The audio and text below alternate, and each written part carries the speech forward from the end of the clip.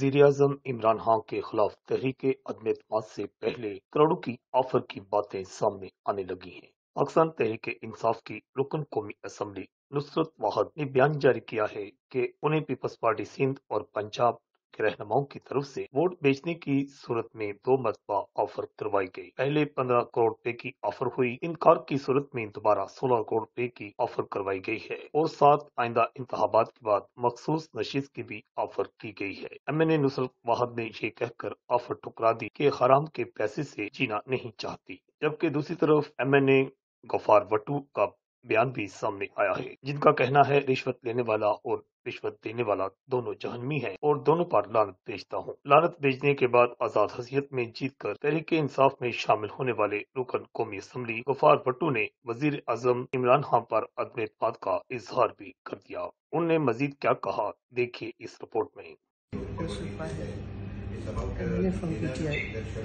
मैं सिर्फ ये बताना चाह रही हूँ कि अभी कुछ दिन पहले भी मैंने प्रेस कॉन्फ्रेंस की है, लेकिन मोस्ट प्रॉब्ली लोगों को उसमें मेरी रिकॉर्डिंग समझ नहीं आई।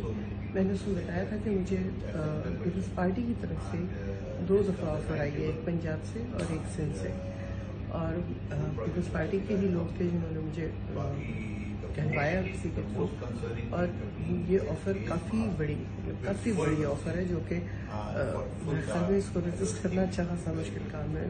16 करोड़ की थी। तो मैं और उसके बाद आपकी नेक्स्ट सीट नेशनल असम्बली की वो भी पक्की थी, और आपको जो प्रोजेक्ट मिलते हैं मुख्तलिफ उसके लिए अलग से पैसे थे।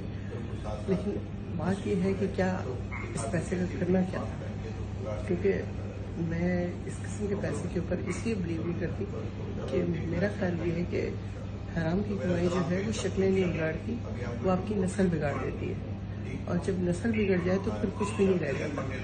तो मेरे ख्याल में थोड़े पैसे में गुजारा करना कहीं देता है बनिस्बत इसके कि आप हराम की कमाई घर में लेके आए। बिस्मिल्लाहिर्रहमानिर्रहीम।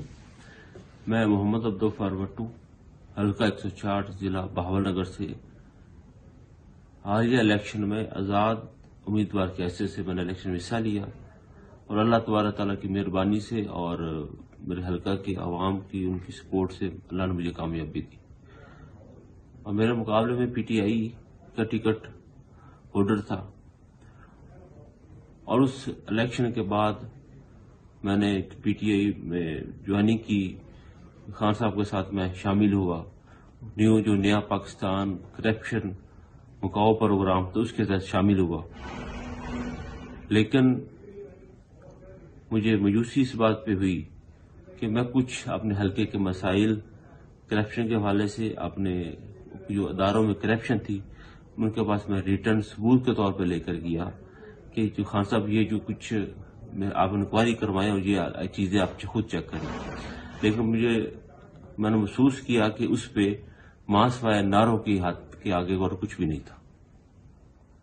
फिर मेरे हल्के के 2 प्रोजेक्ट, जो सुई गैस और जो लिंक था, जो CPEC मोटरवे लिंक था, उसके साथ जो है जो मेरे एक मुतालबा था, मैंने उन्हें 12 दफा कहा कि आप जो है ना मेरे हल्के को, मेरे जिलों की इसकी जरूरत है, वो आप हमें मेहरबानी करें वो दे। उसमें भी सुनवाई नहीं हुई। और हालिया जो आज मैं ये वीडियो एक रिकॉर्ड पैगाम दे रहा हूं, इसलिए दे रहा हूं कि एक TV पे और सोशल मीडिया पे एक शोषा छोड़ा जा रहा है कि जब हम अपने नाराजगी का या अपनी पार्टी का हक, ये मेरा एक बुनियादी हक है कि मैं सवाल पूछूं तो आगे ये इल्जाम आ जाता है कि शायद कि जो है और 12-14 करोड़ रुपए का।